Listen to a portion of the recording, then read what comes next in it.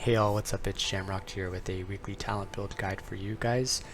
This is actually a little bit different than the ones that I used to do briefly in towards the end of Season 1. And the reason it's different is because I'm actually going to go through each of the different loadouts that I have for each individual dungeon. That being said, I'm going to keep this video very short and quick. I'm going to include all of the import strings for each dungeon in the details for this video. So if you want to copy me directly, you can go ahead and import those. Or what you can do is copy what I have as a starting point, and then you can kind of tweak it to be what you need it to be for each dungeon. So before going into the specifics, in general, I'm taking both Poison Cleansing Totem and Improved Purify Spirit because one of the affixes this week is Afflicted. And basically what that is it's one or two mobs show up every so often and you need to either curse, disease, or poison dispel them. And if you don't, they cast basically a massive haste debuff on the party. So it's very similar to Incorporeal, it's just the way to get rid of it is different and the consequences for not getting rid of it are a little bit different. So I would definitely recommend taking Poison Cleansing Totem in each and every run that you go in because it's an amazing way to get rid of the afflicted ads. You basically just pop it down and it will automatically dispel them without you needing to go in and target them or anything like that. So that's really awesome. That being said, even with Totemic Surge, which reduces the cooldown, you're not going to have Poison Dispel Totem up for each and every set. So with that being said, I also recommend taking Improved Purify Spirit. You can be a little bit more loose with this one if you really need the talent point elsewhere and you know that your group is going to be helping you out with the dispels. You don't have to take this talent. However, if you're pugging a lot or you like to have lots of control, I would actually suggest taking both Poison Cleansing and this Improved Purify Spirit as well because it's just going to make your life easier. Another alternative is also just to heal the afflicted ads up, which is another way to do it. I just find if you're in the middle of a really scary boss mechanic or a trash mechanic or something or whatever, and you don't have time to target the ads or you don't see them right away or whatever, leaving it up to heal it can get a little bit dicey. That being said, if you have some sort of weak aura that tracks it or helps you out, maybe that might be another option so that you can only take one of these talents. So that being said, most of these loadouts, if not all of them, are going to include both Improved Purify Spirit as well as Poison Cleansing Totem for that afflicted affix. The second affix this week is Raging, which unfortunately we don't really have any utility to handle. But because of that, normally I take Guardian's Cudgel on a lot of these for Fortified weeks, as well as Thundershock in every dungeon. So you'll see when we go through the specifics, I've actually given up those talents for a couple of dungeons just because with Raging they become a little bit less effective because you unfortunately can't stun or knock up enemies once they get that Raging debuff unless you have a Soothe in the group. Okay, so with that being said, let's get started. The first dungeon I have is Brackenhide. So for Brackenhide, on the left side of the tree, most importantly to take, I believe, as in terms of utility, would be Stone Skin Totem because it is going to help with the first boss. It helps with the bleeds throughout the entire second trash area, which is really great. The nice thing about Brackenhide is it's not really healing intensive. So in terms of mana, I actually forego Mana Spring and I use Graceful Spirit as well, which just gives you more use for Spirit Walker's Grace, which is great because there's a lot of frontals and other things that you and swirlies on the ground and mobs that you need to run away from in that dungeon. So just keep that in mind. And that's pretty much it for the left tree in terms of specifics for Brackenhide. So you can copy this exactly and it will have all of the utility you need. It also has full points into Swirling Currents and Surging Shields, which is great. So that's all going to help you out with the trash. If you did want to tweak this a little bit or customize it, if you were going to take points away from anything, I would suggest taking them away probably from Swirling Currents, just because like I said, it's not a very healing intensive dungeon. But you probably don't want to take from Surging Shields just because a lot of the trash is going to be hitting the tank very hard, and any extra healing that you can get from Earth Shield on the tank is great. Okay, moving on to the right side of the tree for Brackenhide Hollow. I only have 1 point in Ancestral Vigor. Even on higher keys, especially on Fortified, there's really nothing that's going to be one-shotting you, so I don't think you need to take 2 points. If you disagree, that's totally fine. Go ahead and do that. This is just my take on it. And because I only have 1 point in Ancestral Vigor, and I don't have any point into Wave Speaker's Blessing, that allows me to take all 3 Stormkeeper, Lava Surge, and Master of the Elements for maximized DPS. which is fantastic. Once again, this dungeon, not super healing intensive. I also really advise taking Stormkeeper in Brackenhide Hollow because it is going to help with the totem on the last boss, which is usually the biggest pain point. Even on a fortified week, it can be what wipes you if you're not able to kill it in time. And on that note, Wind Rush as well, that's great for the last boss on the left side of the tree that I forgot to mention, because it is going to give yourselves and your DPS, especially if you're running melee, an opportunity to get to that totem faster on the last boss if you ever get caught in a bad spot. Alright, moving on to Vortex Pinnacle. So the only real difference here that I have is Purge. So you definitely want to take Purge with Vortex Pinnacle. If you're running with a coordinated group and you have other purges in the group, you maybe can sacrifice this, but once again, if you're pugging or if you like to have a little bit more control, being able to purge the droplets, the like raging whatevers that put the shield on them that does AoE damage, as well as the Imperial Assassins who, if they get a cast off, put a 90% damage decrease on them, which can add a lot of time if you let any of them go off. So Purge, definitely recommend. I also did keep Stone Skin Totem in this build for Vortex Pinnacle because it is going to help with the Executor of the Caliph ads at the very end of the dungeon. You're not dealing with a lot of them and it's for a short time, but the Crushing Stone AoE ability they do, it can really truck, especially on that pack with 2 of them. And there's a lot going on, so Stone Totem can just give you a little bit of breathing room. It'll reduce the damage that everybody's taking so that it just gives you a little bit more time, and there's less chance that people are going to get a 1 or 2 shot by it.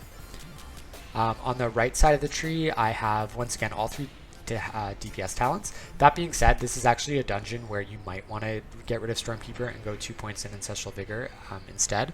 Reason being for solely for that last pack with the Crushing Stone, because they sometimes go off so close together, it can almost be like a one-shot to anybody, so having the extra health can help on that pull. But if you're feeling confident in not running that, I would suggest going all 3 DPS talents. And because it is fortified, the bosses are a little bit less intense, and they also just recently nerfed the last boss again. I believe they nerfed the ad's health once again by like 20%. I feel like Wave Speaker's Blessing is not really needed this week for this dungeon. But alright, moving on to Neltharus. This dungeon is once again very similar. The main difference is that I've dropped Stone Skin Totem because there's not really any specific mobs in here that you can negate damage with from that, as far as I know. And I actually put the extra points into Totemic Surge. And the reason I've done that is because some of the bosses hit really hard still, even on Fortified, specifically Magma Tusk and the Forge Master. So having Cloudburst up a little bit earlier is probably going to help you get past those damage checks on those bosses, in addition to the increased duration from Totemic Focus as well. And then moving on to the right tree, the only difference here, and once again you'll see I've taken all 3 damage points, which I try to do for fortified weeks. Once again, if you're looking to just have 2, you could take away Stormkeeper and put that back in Ancestral Vigor. But the main difference for Neltharus is I actually run Flow of the Tides. I feel like it really helps with the damage that happens during the the Magma Tusk, which is the Mammoth, and it really helps with the damage patterns for the Forge Master as well, which is like big bursty damage that you need to heal really quickly. Alright, next we have Halls of Infusion. This one is actually slightly different than everyone else. I do actually advise taking a more healing intensive build. And so, starting with the left tree first, I actually do keep Guardian's Cudgel for this one because every little stun that you can do on the first trash area will help you out, especially with those defense matrix things that channel on everybody.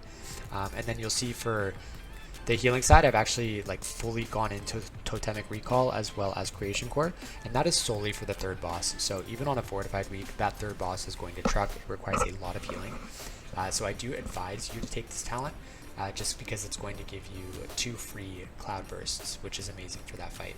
However, if you feel super confident in not needing it, you can take these 2 points and spend them elsewhere. I also don't have points into Surging Shields. There's a few packs, right? There's not nothing, but I feel like it's not necessarily needed for the tank to really survive in this place. And unfortunately, the damage that the 3rd boss does not actually proc your Earth Shield heals, as far as I know, unless they've fixed it, but I don't believe they have. So Surging Shields, I feel like, is something that you can sort of get rid of for this dungeon at this point. You'll also notice I have taken Hex, and this is solely for the last boss. Hex is a really good ability for CCing the adds that happen during the last boss during the ad phase.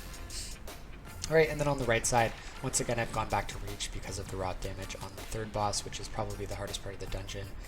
And because of that, I've also taken Wave Speaker's Blessing to also maximize the benefit of continuous waves, which is basically the primordial wave style of healing. And if you're curious about that and how to heal that boss or what I'm talking about, you can actually go and watch the guide that I've made for Kajin, which is that boss. Moving on to Underrot, okay, for Underrot, once again, very similar build. I've gone back into Thundershock because I have the points to do it. I don't need to spend anything over here, and that's going to help with with a lot of the trash near Cragmaw, which is really annoying. And yeah, it's the knockup will help get rid of the leeches that do the frontal, and it can slow down the swarmers and everything. So a great ability to have here. I've also talented into Spirit Wolf purely. Literally purely for the boss that does the spores pretty much, and for Cragmaw when you're running around getting the leeches while he's doing Tantrum. If you drop something like a Healing Tide or you're confident no one else is going to die, you can just slip into Spirit Wolf and run around to get the leeches, and you'll take less damage from the Tantrum as well. So I feel like there's a little bit of value taken there. Also make sure you take Windrush, because that is also going to help with Tantrum phase for Cragmaw, I find. So yep, definitely want to take that. It will also help people run away from the Swarmers during the Cragmaw trash area as well. And that's pretty much it for Underrot. Honestly, Underrot, the healing is not that crazy. So this is the build that I have. Actually, now looking at it, sorry, I would get rid of Wave Speaker's Blessing. Sorry, I haven't actually run an Underrot this week, but yeah, I would get rid of Wave Speaker's Blessing, put that back into Stormkeeper, so I have all 3 DPS talents, and this is what my build would look like. Nothing super special. You could actually run Flow of the Tides, I think, if you wanted to, for Underrot. However, I feel like Reach lends itself a little bit better to the last boss, which is a lot of rot damage, and it's also totally fine for Cragmaw as well, and the Spore guy. So I think Reach is fine, but if you wanted to, you could go Flow as well. Alright, Freehold, which personally I find to be one of the harder dungeons, especially on Fortified, which may be a hot take, maybe not, I don't know. I just know a lot of people thought Freehold was going to be very easy, and I'm finding that it is not really. Anyways, at least that's just in my experience. So, on the left side, the only really important thing I would mention here is taking Stone Skin Totem, because it's going to reduce the damage of the Shattering Bellow that the Enforcers do. And there is one pack before the first boss where you get 2 of those guys, and there's also that last pack before the last boss that you sometimes pull with the last boss. So Stone Skin Totem is going to help with that, and it also helps with pretty much all of the bosses in that area, in that dungeon as well. So 100% recommend this. The other odd talent that I've taken for this is Spirit Walker's Aegis. So this cool talent, it's very niche, but it basically makes you become immune to silence and interrupt effects for 5 seconds when you activate Spirit Walker's Grace. And once again, I solely take this just for the Shattering Bellow casts that the Enforcers do. So if you happen to be casting during those casts, the Shattering Bellow, it will interrupt you for a couple of seconds, and if you're on that pack with 2 of them and you get interrupted by the first and then the second one goes off and you're unable to heal anybody, it's very likely that someone will die, or if not, a group wipe. So this is just sort of like an emergency oh no button for that situation specifically. And then going on to the right side, so once again, I've jigged this so that I have 3 DPS talents, and then I actually have Flow of the Tides. I feel like Flow of the Tides is pretty decent for Harlan as the last boss. It's also really, I feel personally that Flow of the Tides is pretty decent for Fortified weeks in general, because of the nature of how trash damage works. It's usually somewhat bursty damage, there's not a lot of rot damage, so Flow of the Tides really lends itself to quickly healing up group members just by using Riptide as ammunition, and then not keeping those Riptides on everybody for constant rot damage, because it's not really needed. Once again, just my opinion. If you disagree, that's totally fine. You can even take this as a starting point, like I said, and then just switch this over to Reach if you wanted to. Alright, next we have Nelth's Lair, which is a harder one on Fortified, thankfully with a somewhat easy timer. So a few things here to note. First, again, Stone Skin Totem. This is really going to help you out with the Pelters. Sometimes they, decide to pick one person, and it's no fun. So this will help mitigate the damage a little bit and help you catch up in healing whoever gets targeted. Next, the other niche talent that I would take for this is Thunderous Paws. So Thunderous Paws, not only does it get rid of snares, but it also gives you a 25% movement speed increase for the first 3 seconds when you go into Ghost Wolf. And I only really thought about this week, so it's not necessary to take. However, I loved it in the 23 that I ran. It really helped. So the avalanche casts that the Mightstone Breakers do, if you've done this dungeon, you know they do it really fast. And if you're not paying attention, you may miss the cast, and you kind of need to start moving as soon as the cast starts to go off. So Thunderous Paws will give you a second, assuming it's not on cooldown. If you just quickly go into Ghost Wolf, you'll be able to get out of those avalanche casts without being 100% preemptive or, you know, having to move beforehand. So if you're in the middle of a heal or whatever, you can finish that, go into Ghost Wolf, and you'll be out of that circle in no time. So yeah, just a tip, once again, not needed, not completely necessary, but it's something that could help you out if you find yourself struggling to get out of those avalanche circles super quick.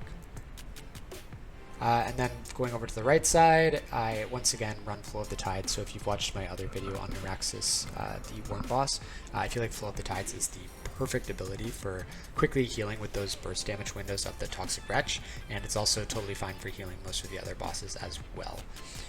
So yeah, I recommend Flow of the Tides here, and then once again you'll see I have my 3 damage talents, and if you're looking to remove one, you could do Stormkeeper and go into Ancestral Vigor. And then just to note, if you actually wanted to remove 2 DPS talents and just keep one, this goes, once again, full credit to Spectre Shock, who I have mentioned on my channel before, who has an amazing weak aura. Go watch my videos, you'll see. Anyway, she has determined using a cool chart with math and stuff that if you're taking 1 DPS talent between Master of the Elements, Lava Surge, and Stormkeeper, you should just take Stormkeeper because it will net you the most DPS, and you don't have to worry about buffing your healing reigns with Master of the Elements and all that stuff. So if you're going 1 DPS talent, take Stormkeeper. If you're going 2, I would advise taking Master of the Elements and Lava Surge because they synergize really well. And then obviously if you're like me and you want to take 3, you just find somewhere where to siphon that point from, whether it be Ancestral Vigor, Wave Speaker's Blessing, or maybe, I don't know, Continuous Waves if you're not someone who uses Primordial Wave that much. And finally, Uldaman. So this dungeon, kind of tricky on Fortified with a Raging Week, just because the Earthen Weavers have that Hail of Stone channel that they do, and that really trucks. So if you can't soothe them and then interrupt them, it's going to do a lot of damage. Unfortunately, there's not a whole lot of utility that we can take. Stone Skin Totem does not help because it's all nature damage. In fact, most of the damage in that dungeon is nature, so it's a shame that it doesn't actually help. So anyways, you're going to have to be on your game with healing for those. But anyways, so some utility talents for Uldaman. Once again, I take Thunderous Paws. This is actually going to help with the last boss. So if you have a priest, like a Shadow Priest in your group, and they're able to help mass dispel the dots on the last boss, this is not as needed. But if you don't, or if the priest can't mass dispel every single one, Thunderous Paws is really cool because it actually gets rid of the dot that the last boss puts on you. And since it gets put on 3 players, if you want, you can use Thunderous Paws to dispel your dot, and then you can dispel somebody else's dot, and then you only have to worry about one, assuming that they can't get rid of it themselves. I do actually take Stone Skin Totem, even though I just said most of the damage is nature, and the sole reason is for the 3rd boss. So if you've done that 3rd boss, the snake, I believe it's Sentinel something, her bleed that she puts on is one of the hardest hitting dots currently in the game, and Stone Skin Totem helps out with that. And the Crushing Stomp ability that she does, that has a nasty overlap with that bleed, it also reduces that damage as well. It's all physical. So Stone Skin Totem can definitely help you out with that boss, which is why I recommend taking it for this dungeon. Other than that, pretty standard. And then on the right side, this is another one where I run Flow of the Tides, mainly because it really helps out with the Quaking Totem on the Bromac boss. It also helps out with the bleed on the Snake boss. If you have High Tide and you're rolling that, you can just pop the Cloudburst. You use your Flow of the Tides chain heal, and then twice if you have 2 High Tides up, and then you can burst that Cloudburst, and it's basically going to heal whoever has the bleed up to full health, in addition to the healing that you're doing to them with the chain heals. And then once again, I've taken all 3 damage talents, and that is mostly a fortified thing. Usually on Tyrannical I have to go a little bit more healing focused, but once again, this is all up to you. I hope that you found this video somewhat useful. All the loadouts will be included in the description below this video, so you can check that out. And if this was helpful for you or you liked it, please like and subscribe to the channel. I try to put out guides as much as I can, and I will be trying to put out a weekly guide like this. I don't know if I'll go through each and every dungeon specifically. I may just give an overview and then put the loadouts that I have for my dungeons in the description without going into much detail. I don't know, I'll see. You know, give me some feedback, let me know if this was helpful or if it was just a little bit too much and you'd rather just have the loadouts and be done with it. Or if you have any other ideas on how to, you know, how you're running your dungeons week to week or dungeon to dungeon that you think I should incorporate into my build or my guide, or that you think I should know or that I haven't mentioned, please feel free to comment, and I definitely read them. So yeah, anyways, have a great time this week. It's a fun week, I think. It's the first time we're getting to try Afflicted, so I hope to get some good practice with that, and I will see you with the next video.